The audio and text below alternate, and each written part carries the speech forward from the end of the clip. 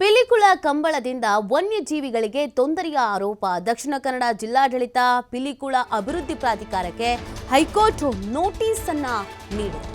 November 4ನೇ ತಾರೀಕಿಗೆ ನ್ಯಾಯಾಲಯದಲ್ಲಿ ಇದರ ಬಗ್ಗೆ ವಿಚಾರಣೆ ಕೂಡ ಇದೆ. ಹೈಕೋರ್ಟ್ನಲ್ಲಿ ಸಾರ್ವಜನಿಕ ಹಿತಾಸಕ್ತಿ ಅರ್ಜಿ ಹಿನ್ನೆಲೆಯಲ್ಲಿ ಈ ಒಂದು ನೋಟಿಸ್ ಅನ್ನ ನೀಡಲಾಗಿದೆ.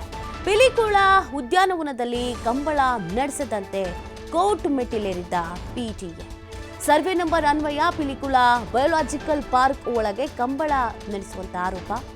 ಕಂಬಳದ ಕೋಣಗಳಿಂದ ಮೃಗಾಲಯದ ಪ್ರಾಣಿಗಳಿಗೆ ರೋಗ ಹರಡುವಂತ ಸಾಧ್ಯತೆ ಇದೆ. ಪಿಲಿಕುಳ ಪಾರ್ಕ್ನಲ್ಲಿ ಮೊದಲೇ ನಿರ್ವಹಣೆಯ ವ್ಯವಸ್ಥೆ ಕೂಡ ಸರಿಯಾಗಿ ಇಲ್ಲ. ಕಂಬಳದಿಂದ ಶಬ್ದ ಮಾಲಿನ್ಯವಾಗುವಂತ ಸಾಧ್ಯತೆ ಕೂಡ ಇದೆ. ದೊಡ್ಡ ಪ್ರಮಾಣದ ಶಬ್ದಗಳಿಂದ ಪ್ರಾಣಿಗಳಿಗೆ ಆಘಾತ ಆಗುವಂತ ಸಾಧ್ಯತೆ ಇದೆ. ಈ ಹಿಂದೆಯೂ ಕೂಡ ದೊಡ್ಡ ಪ್ರಮಾಣದ ಸದ್ದಿನಿಂದ ವನ್ಯಜೀವಿಗಳಿಗೆ ತೊಂದರೆ ಆಗಿತ್ತು. ಮಂಗಳೂರಿನಲ್ಲಿ ವನ ಚಾರಿಟೇಬಲ್ ಟ್ರಸ್ಟ್ ಸದಸ್ಯ ಭುವನಿ ಸ್ಟೇಟ್ಮೆಂಟ್ ಕೂಡ ಕೊಟ್ಟಿದ್ದಾರೆ. ಇದಕ್ಕೆ ನೋಟಿಸ್ ಕೊಟ್ಟಿದ್ದಾರೆ. ಇದಕ್ಕೆ ನಡೆಸೋದು ಬೇಡ ಅನ್ನುವಂಥ ವಿಚಾರಕ್ಕೆ ಸಂಬಂಧಪಟ್ಟಂತೆ, ಯಾಕಂದರೆ ಅಲ್ಲಿ ಪ್ರಾಣಿಗಳಿರೋದ್ರಿಂದ ಅವುಗಳಿಗೂ ಕೂಡ ಸಮಸ್ಯೆ ಆಗತ್ತೆ.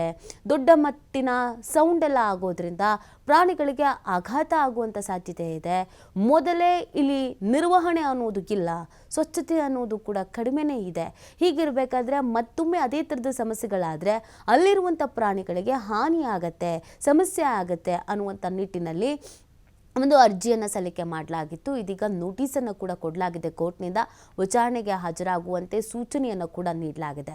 ಯಾಕೆ ಇಲ್ಲಿ ನಡೆಸಬೇಕು, ಏನು ಎತ್ತ ಎಲ್ಲದ್ರ ಬಗ್ಗೆಯೂ ಕೂಡ ವಿಚಾರಣೆಯನ್ನು ಮಾಡಲಾಗುತ್ತೆ. ನವೆಂಬರ್ 4ನೇ ತಾರೀಕಿಗೆ ನ್ಯಾಯಾಲಯದಲ್ಲಿ ವಿಚಾರಣೆಗಿದೆ. ಆ ವಿಚಾರಣೆಗೆ ಈ ಆಯೋಜಕರು ಸೇರಿದಂತೆ ಕೆಲವರು ಹಾಜರಾಗಬೇಕಾಗತ್ತೆ. ಹೈಕೋರ್ಟ್ನಲ್ಲಿ ಸಾರ್ವಜನಿಕ ಹಿತಾಸಕ್ತಿ ಅರ್ಜಿಯನ್ನು ಸಲ್ಲಿಕೆ ಮಾಡಲಾಗಿತ್ತು. ಆ ಹಿನ್ನೆಲೆಯಲ್ಲಿ ಈ ಒಂದು ನೋಟಿಸನ್ನು ಕೊಡಲಾಗಿದೆ. ನೋಡಿ, ಈ ಪಿಲಿಕುಳ ಉದ್ಯಾನವನದಲ್ಲಿ ಕಂಬಳ ನಡೆಸೋದು ತಪ್ಪಾಗತ್ತೆ. ಯಾಕಂದರೆ ಅಲ್ಲಿ ಆಲ್ರೆಡಿ ಪ್ರಾಣಿಗಳಿರೋದ್ರಿಂದ ಬಯೋಲಾಜಿಕಲ್ ಪಾರ್ಕ್ ಒಳಗಡೆ ಕಂಬಳ ನಡೆಸಿದ್ರೆ ಬೇರೆ ರೀತಿಯಾದಂಥ ಸಮಸ್ಯೆ ಆಗತ್ತೆ. ಆ ಮೃಗಾಲಯದಲ್ಲಿರುವಂಥ ಪ್ರಾಣಿಗಳಿಗೆ ಈ ಕಂಬಳದ ಕೋಣಗಳಿಂದ ರೋಗ ಹರಡುವಂಥ ಸಾಧ್ಯತೆಗಳು ದಟ್ಟವಾಗಿರುತ್ತೆ.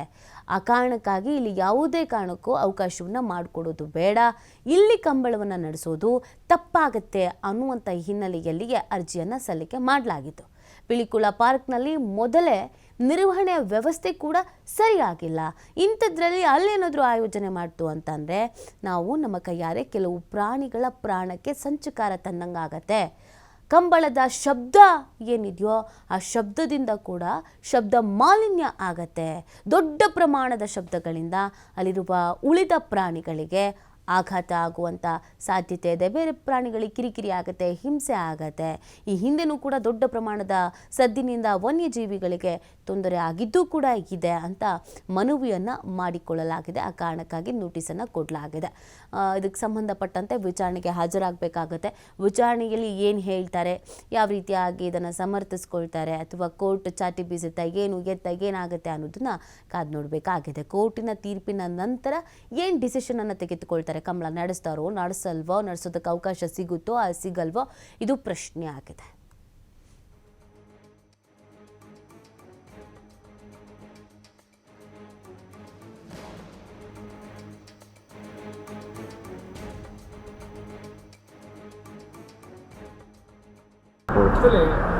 ಫಸ್ಟ್ ಆಫ್ ಆಲ್ ಮುಪ್ಪು ವರ್ಷದ ಅಂದರೆ 2001 ಜಿಲ್ಲಾಡಳಿತ ಪಿಲಿಕುಳ ಬಯೋಲಾಜಿಕಲ್ ಪಾರ್ಕ್ ಲೀಸಿಗೆ ಕೊಡ್ತಾರೆ. 30 ವರ್ಷಕ್ಕೆ 2031 ಎಕ್ಸ್ಪೈರ್ ಆಗ್ತದೆ. ಸೊ ಅಲ್ಲಿ ಸರ್ವೆ ಬೌಂಡ್ ಇತ್ತು ನಾಗ ಈ ಕಂಬಳದ ಟ್ರ್ಯಾಕ್ ಆ ಬೌಂಡ್ ಲೈಟ್ ಬರ್ತದೆ survey number 93 so large the licence large ಕಂಡ ಫುಲ್ ಬರ್ತದೆ. ಈಗ ಟ್ರ್ಯಾಕ್ ಲೈಟ್ ಕವರ್ ಪೂರ ಬರ್ತದೆ. ಮಕ್ಕಳು ಆಯ್ತಾ ಸೆಂಟ್ರಲ್ ಅಥಾರಿಟಿ ರೂಲ್ ನಂಬರ್ 9 ಅಂತ ಅವೇನು ಮಕ್ಕಳು ಫಾಲೋ ಅಂತ ಒಂದು ಮೇನ್ ಅಂತ.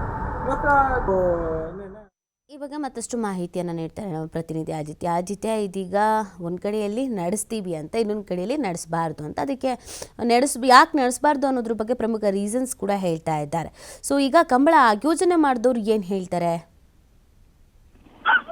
ನೀತಿ ನಿಜವಾಗ್ಲೂ ಜಿಲ್ಲಾಡಳಿತ ಮತ್ತು ಸರ್ಕಾರದ ಪ್ರಾಯೋಜಕತ್ವದಲ್ಲಿ ನಡಿಬೇಕಾಗಿದ್ದಂತಹ ಕಂಬಳ, ಸರ್ಕಾರಿ ಕಂಬಳ ಪಿಲಿಕುಳದಲ್ಲಿ 13 ವರ್ಷಗಳ ಬಳಿಕ ನಡೀತಾ ಇದೆ.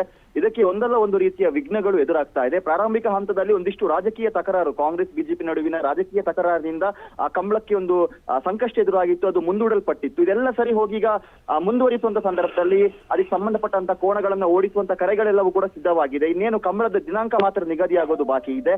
ಈ ಮಧ್ಯದಲ್ಲಿ ಮತ್ತೆ ಪ್ರಾಣಿದಯ ಸಂಘ ಮತ್ತು ಒಂದಿಷ್ಟು ಪ್ರಾಣಿ ಪ್ರಿಯರು ಏನಿದ್ದಾರೆ ಹೈಕೋರ್ಟ್ನ ಮೆಟ್ಟಿಲೇರಿದ್ದಾರೆ. ಅಲ್ಲಿ ಕಂಬಳವನ್ನ ನಡೆಸಬಾರದು ಅನ್ನುವಂತಹ ಒಂದು ಆಕ್ಷೇಪವನ್ನ ವ್ಯಕ್ತಪಡಿಸ್ತಾ ಇದ್ದಾರೆ. ಇದಕ್ಕೆ ವಿಚಾರ ಏನು ಅಂದ್ರೆ ಆ ಪಿಲಿಕುಳ ಝೂ ಏನಿದೆ, ಆ ಕಂಬಳ ನಡೆಯುವಂತಹ ಟ್ರ್ಯಾಕ್ ಆ ಪಿಲಿಕುಳ ಝೂನ ಸಮೀಪದಲ್ಲೇ ಬರುತ್ತೆ, ಅಂದ್ರೆ ಅದೇ ಸರ್ವೆ ನಂಬರ್ ಒಳಗೆ ಬರುತ್ತೆ, ಅದೇ ಆವರಣದೊಳಗೆ ಬರುತ್ತೆ. ಇದರಿಂದಾಗಿ ಅಲ್ಲಿರುವಂತ ಇತರೆ ವನ್ಯಜೀವಿಗಳಿಗೆ ತೊಂದರೆ ಆಗುವಂತ ಸಾಧ್ಯತೆಗಳು ಇದೆ. ಯಾಕಂದ್ರೆ ಕಂಬಳ ಅಂತ ಹೇಳಿದ ಕೂಡ ದೊಡ್ಡ ಪ್ರಮಾಣದಲ್ಲಿ ಶಬ್ದಗಳನ್ನ ಬಳಸಲಾಗುತ್ತೆ, ಶಬ್ದ ಮಾಲಿನ್ಯ ಅನ್ನುವಂಥದ್ದು ಕೂಡ ಆಗುವ ಸಾಧ್ಯತೆ ಇದೆ ಅನ್ನುವಂಥದ್ದು ಅವರ ಆಕ್ಷೇಪ. ಈ ಕಾರಣದಿಂದ ಪ್ರಾಣಿಗಳಿಗೆ ಒಂದು ರೀತಿ ಹೃದಯಾಘಾತದಂತಹ ಒಂದು ಘಟನೆಗಳು ಸಂಭವಿಸಬಹುದು ಮತ್ತು ಒಂದಿಷ್ಟು ಕೋಣಗಳ ಒಂದು ಏನು ಡೊಮೆಸ್ಟಿಕೇಟೆಡ್ ಡಿಸೀಸಸ್ ಏನಿದೆ ಇದು ಇತರ ವನ್ಯಜೀವಿಗಳಿಗೂ ಕೂಡ ಸ್ಪ್ರೆಡ್ ಆಗಬಹುದು ಅನ್ನುವಂಥ ರೀತಿಯಲ್ಲಿ ಈಗ ಹೈಕೋರ್ಟ್ಗೆ ಅರ್ಜಿ ಸಲ್ಲಿಸಿದೆ. ಈಗ ಸದ್ಯ ಹೈಕೋರ್ಟ್ ಜಿಲ್ಲಾಡಳಿತ ಮತ್ತು ಪಿಲಿಕುಳ ಅಭಿವೃದ್ಧಿ ಪ್ರಾಧಿಕಾರಕ್ಕೆ ಈಗ ನೋಟಿಸ್ ಅನ್ನು ನೀಡಿರುವಂತದ್ದು. ಮುಂದಿನ ಕಾನೂನಾತ್ಮಕ ಪ್ರಕ್ರಿಯೆಗಳು ಯಾವ ರೀತಿ ನಡೆಯುತ್ತೆ, ಯಾರ ಪರ ತೀರ್ಪು ಬರುತ್ತೆ ಅನ್ನುವಂಥದ್ದು ಸದ್ಯ ಕುತೂಹಲಕ್ಕೆ ಕಾರಣವಾಗಿದೆ. ನೀತಿ. ಓಕೆ, ಥ್ಯಾಂಕ್ ಯು ಆದಿತ್ಯ ತಮ್ಮೆಲ್ಲ ಡೀಟೇಲ್ಸ್ಗಾಗಿ.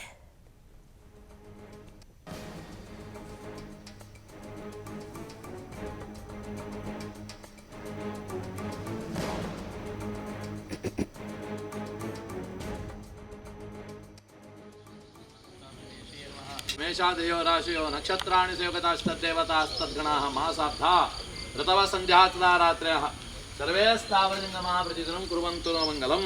ಅಲ್ವೇ